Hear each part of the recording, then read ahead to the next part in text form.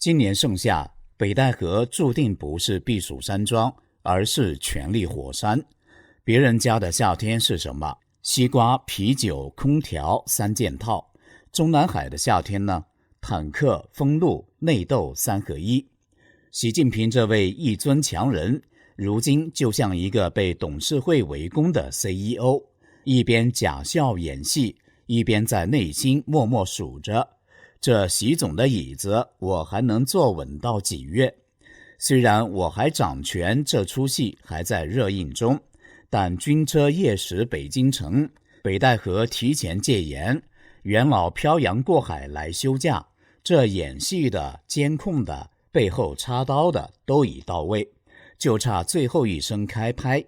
今年的北戴河剧本只有两种走向，一是让领导先走，二是领导先被走。此时此刻，整个中南海就像一座预热中的压力锅，而北戴河就是那块即将飞出去的锅盖。今天咱们就上一道政治风暴的热炒菜，习近平盛夏冒险记。北戴河的烟雾从来不是海水蒸发出来的，而是斗争烧出来的焦味。2025年的这一局可能是习近平政治旅程的分水岭，是演完下台，还是硬撑续命？是被清算、和平交班，还是反扑成功？答案都藏在这场夏日密会中。您好，这里是大时局时海密心，我是邵峰。今年7月，中南海就像老电脑一样，到点就得清除垃圾，关机重启。但今年情况特殊，不是系统卡了，而是核心处理器可能整个要被换掉了。这不，北京刚入伏，北戴河就已经入戏了。军警荷枪实弹，清理海风里的意见声音。二次安检，访民失联，整得比战区还像战区。有爆料说，反习男团的一些老男孩们已经提前到达了早已封锁成铁桶的北戴河。他们不是泡海水来了，尽情浸泡的将是全豆米汤。元老局的实境剧场就要开拍了，主题就是饭桌谈判加海风斗法。在这场导演未定、主演互抢的年终大戏中，有一个人始终站在镜头里，笑得比谁都尴尬。他就是在山西阳泉扮演工厂实习生，刚刚在狱归来的习近平。其他人的气场恐怕也得压低，生怕踩了谁的红线。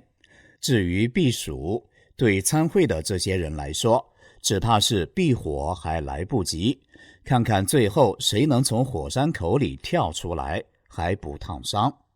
北戴河正戏还没登场，幕后早已刀光剑影，宫斗大戏的预演纷纷抢先热身了。当然，开会前要先调兵换将洗人头才算热身。军队这边先来个军中快闪秀，人事这边也不含糊。习家军在国务院、发改委等地盘被一锅端，连公安系统的刀把子也换人当了。新版人事传正在火热更新中。这一切不过是会议的前菜，但菜还没上齐，硝烟已经飘满桌。所谓没有开火的内战，其实就是枪还没响，位置已经换好了，刀还没拔，中程表已经提交了。首先，军队这边先来个军中快闪秀，外形奇特、疑似改装的装甲车、坦克车夜巡北京长安街头，还特意披了蓝布时装走 T 台，一副谁才是北京城的亲爹即视感。军车夜行，街头驻兵，视频秒删，这不是为阅兵做预演，也不是拍什么抗战神剧，这是传说中的张幼霞的装甲宣言。也不多废话，直接亮坦克，谁掌握兵权，谁就是剧本总编剧。你习总还在读稿子，我老张已经在写续集了。张幼霞下的战帖内容简单粗暴，我来了，你怕不怕？别说对谁忠诚，现在是谁对装甲忠诚，谁才能站到最后。北京此刻的气氛不是政治中心，而是前线战区，只是子弹还没走火。前海军中校参谋姚成透过北京的老战友了解到，中部战区的军队近期的确出现了异常调动，而出现在长安街上的装甲车和坦克车则来自第82集团军。这出调兵遣将、进京演练的戏码，姚成认为张幼霞应该知晓并且默许。第82集团军驻扎在北京西南的保定，就算是要在北京周边布防，也不需要从长安街经过，毕竟那个地方太敏感了。所以此举是在北戴河会议之前给习近平来个下马威，警告他老实点，不要再折腾。不知道习近平还想不想，还能不能再过一把阅兵的瘾？北戴河会议将给他答案。枪杆子不听话了，刀把子也换手了，国务院也遭洗牌，习近平的伴郎何立峰的地盘快变孤岛，就连习家军大将蔡奇的系统也被敲了边鼓。这场从北戴河起跑的政变戏码已经全面进入预演阶段。中组部长石泰峰似乎一直在为北戴河会议整理官场，习近平还坐在宝座上，但椅子底下的螺丝已经被一颗一颗悄悄拧松，就看谁敢在北戴河喊上一嗓子，请习主席休息一阵吧。首先是军中换将，独立时评人蔡胜坤近日爆料说，中共中央军委办公室主任已由周鸿许接任。周鸿许何许人也？居然握住了军中的神经中枢。周过去与习近平并无交集，但与张幼霞则有较多联系，一路在张系系统扶持下成长，如今直升军权核心。看来真正握枪杆子的那双手已经悄悄换人，军中开枪的人可能不听光杆司令习近平的了。再看公安王小洪系统也遭分化，老搭档胡斌琛被外放江苏，几个副部长齐刷刷卸任，而新上任者杨维林跟王毫无交集。公安部开始去习化，控制老百姓的刀子也不握在习家军手里了，这下连稳定器都不稳了。而国务院的大洗牌让习近平的经济亲信何立峰遭遇了连环拆棚，和苦心经营的发改委人马，比如大数据王国的明星人物发展部主任于诗阳近日被突击审查，其他核的秘书团大管家也几乎全面被换，一夜之间像从习家家宴变成了团派联谊会。因为新人周海滨、黄儒等人多是李克强、胡锦涛的北大系和团派系，就连蔡奇系统他的副手机关工委的2个副书记邹晓东和蔡淑敏集体出局，剩下的由与胡锦涛、李瑞环渊源颇深的金善文接手。这不只是换人，是把习近平的意识形态护法队打入冷宫。习派人马集体退场，连个招呼都没打。石泰峰操刀的官场洗牌大戏，没有一人来自清华，反而北大帮横空出世，满地开花。从公安到发改委，从地方副省长到能源局，全是北大高材生接班，把清华系习派人马直接拍死在履历表上。石泰峰此举如同为北戴河会议铺上红毯，只是习近平可能不是主角了，为在北戴河呼唤习下台做好了人事布局。习近平最近虽然还在接待外宾、走访地方，但恐怕早已进入让我演完这出戏的强装模式，配合元老们改写的稳定团结的剧本。习演得好，可能苟且到中共4中全会，演砸了，对不起，直接原地下线，重组班底。此刻的习近平恐怕连自己家的警卫都得怀疑是谁派来的，这大概就是从一尊变一人的实况直播。王小红和蔡奇虽然都被横检群编，但7月7日都参加了北京卢沟桥畔举行的纪念抗战88周年的仪式，衬托的是张幼霞大权在握的场面。而习近平就可怜了，形单影只的被打发到山西阳泉，在大雾弥漫中向百团大战尽献花篮。这习总不安排他出国大撒币也就算了，这国内的行程怎么也如此贴近群众，远离北京了呢？习总到了阳泉，估计是实在没什么地方去，竟然还跑去当地的一个小阀门厂考察，跟工人合照。表面上一切风平浪静，其实内心在万马奔腾。我到底做错了什么？怎么就从御驾亲征的大男主变成跑龙套的了呢？习近平可能从没想过，有朝一日自己会变成政治舞台上的背景板，台词是别人写的，动作还得对口型。就算御驾亲征到北戴河，元老们齐聚开局，他还得笑脸迎人，嘴上表忠，生怕说错一个字就触发剧本杀的结局。这时候的习总不是总书记，而是剧组领演。每天最重要的任务不是治国，而是确保自己今天还在名单里。为了避免老习反扑，估计北戴河会议也要商量出一个体面下台的剧本，让习近平光荣退休。历史总在夏天发生转折，今年的这场北戴河会议极可能就是定习去留的密室审判和未来接班布局的定海神针。如果北戴河拍板习近平提前退场，那么接下来4中全会就是党内的清君侧演绎。若习演技爆表，张幼霞一时心软，那就是新版习之逆袭，4中风云再起。习近平最终到底是否还能以托为功，用健康问题混过一劫，还是会被反习元老和张幼霞联手卡位清洗？答案即将写进北戴河的海风里。中共建政之后，发明了一种夏日避暑的新玩法。每年7、8月，全党高层拎包入住河北秦皇岛北戴河，一边喝海风，一边斗心机，号称度假会议两不误。表面是海边清凉，实则暗潮汹涌。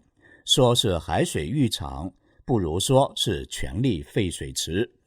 以下是大时局识海秘辛的大盘点，为您献上习近平主政以来每年北戴河上演的诡计罗生门。虽然习近平对每年的议事严防死守，但还是总有风声或遥遥领先的预言传出来，看谁赢了，谁衰了，谁闷声发大财，谁被椅子砸了腰。2012年大戏一开场，即是高潮迭起的宫斗剧。薄熙来卷入政变案，王立军夜奔美领馆，把重庆的黑帮式政治爆料了个底朝天。周永康也被拖下水，中共18大前气氛比地铁晚高峰还挤压。相传主席候选人习近平还被椅子砸成背伤。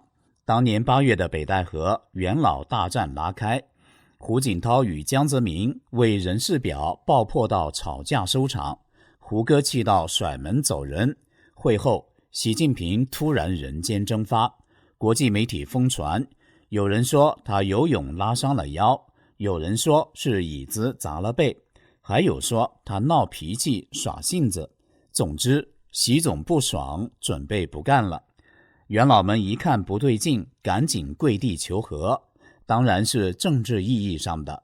习回来了，胡锦涛高风亮节交权，习近平一脸感动，但心里怎么想的，后来老胡也领略到了。2013年的大戏是周永康要炸习近平，北戴河还没凉透，周永康就演出一场未遂政变秀，说是摆了2次局想弄掉习总，一次会议室藏炸弹，一次趁体检下毒针。这些剧情比谍战片还狗血。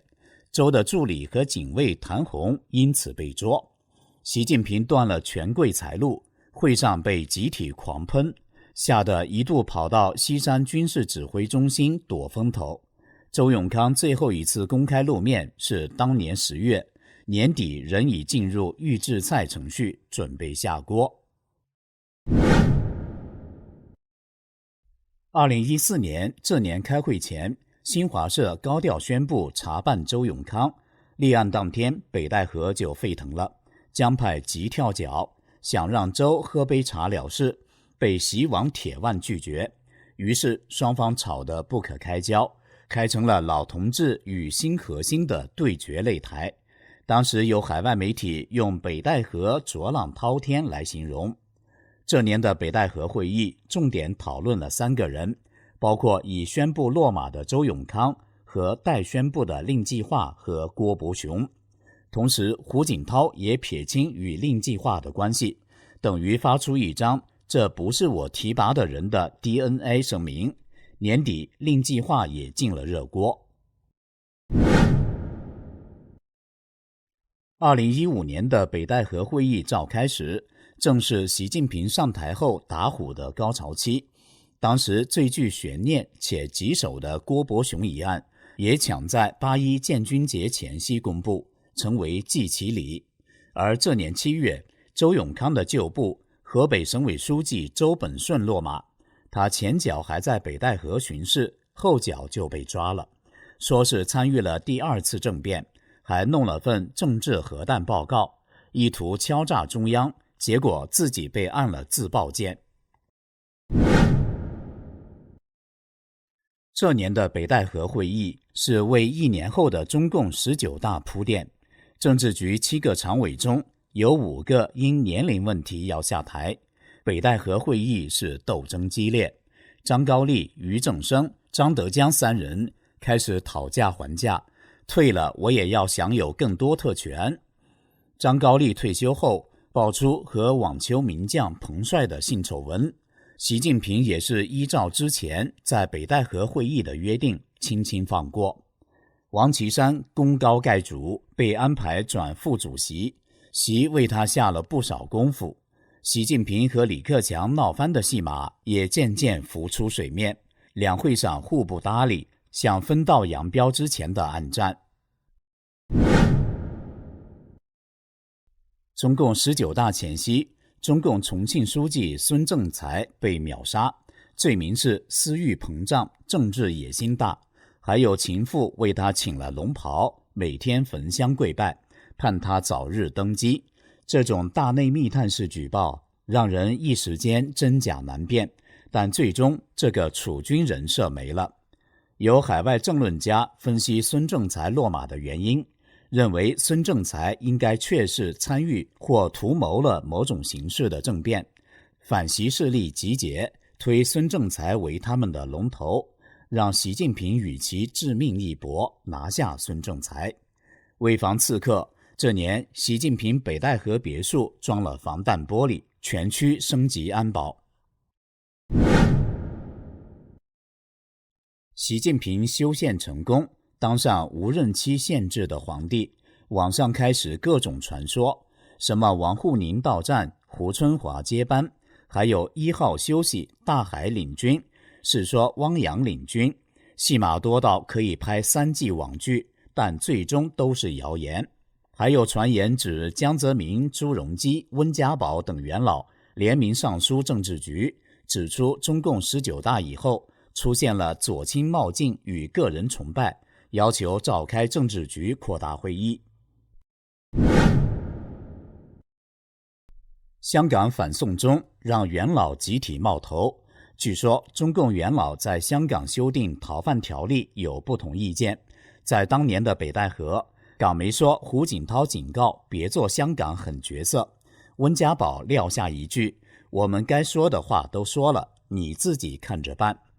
习近平当然是没听，硬是顶着压力往前冲。北戴河会议之前，前中共总理李鹏去世办葬礼，胡锦涛、朱镕基、温家宝都没来，只有江泽民被抬来露脸。疫情、洪水、国安法、美中对峙，全套困难卡同时开启，北戴河一片鬼静，习近平带头藏起来了，高层长达半月全部隐身，开了个超长待机的会议，只有栗战书中途回趟北京，主持了中共人大常委会议。这期间，栗战书、汪洋的亲属们在香港拥有共计5100万的巨额豪宅被外媒曝光，而习近平在北戴河会议前还没收了江派家族白手套肖建华的明天系资产，明天系又随后发强硬声明驳斥官方论据，这一切令人浮想联翩。香港民意研究所当时公布的两岸政治人物民望调查显示，习近平的排名被多位中共退休领导人和时任中共总理李克强远远甩在后面。这年开会前，大张旗鼓搞了强军学习班，之后党媒文章强调军队忠诚和绝对领导，露出了硬的一手，但语气里全是焦虑。当时疫情高涨，军队也是重灾区，人人自保。习近平显然对军队的稳定性极不放心，高速公路查得十分严格，只要北京来的车全被遣返，就怕北戴河变成政变剧场。这提示人们，在疫情期间，中共领导人可能并没有停止在北戴河的聚会。在北戴河会议前夕，盛传习有脑动脉瘤要退位，习下礼上的政治传言也流传了一段时间。北戴河会议结束之后，习近平和李克强各走一方，南辕北辙，两人话不投机，习讲江山，李讲改革，但最终习笑到最后。中共20大上，胡锦涛被现场抬走，全场无人敢吭声，场面尴尬如禁音电影。虽然习成功连任，但白纸运动让他被迫喊停清零运动，一场胜利换来满地碎玻璃。这一年十分热闹，洪水淹河北，中共常委隐身海边，民怨沸腾。外交部长秦刚消失，国防部长李尚福随后也人间蒸发。据说供出一批火箭军高层，全军清洗开始。日经亚洲爆料，中共元老齐聚北戴河向习发难，军委前副主席上将迟浩田黑脸登场，对习近平阴沉着脸施压。消息虽未证实，但原定2023的中共三中全会拖到2024才开，已是最好的剧透。在中共三中全会前，两名前中共国防部长魏凤和和李尚福双双被开除党籍、军籍和剥夺上将军衔，这说明中南海的内部权力斗争确实非常激烈，习近平不得不挥泪斩马谡。看似北戴河风平浪静，其实中共收紧言论，经济烂尾，军中大清洗，一切都在习斗中前行。两个国防部长双双丢官，连秦刚这个御用外交脸也成污点。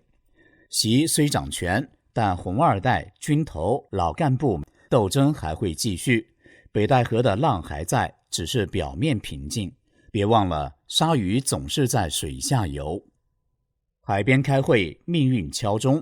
今年到了最关键的时刻，一场政治浓雾正在北戴河聚集，说不清是最后一个夏天的收官，还是新一轮火拼的开场。观众朋友，您怎么看？这里是大时局识海一心，感谢您的陪伴与思考，请订阅、分享并打开小铃铛，一起在动荡中坚守真相，在黑暗中点燃希望。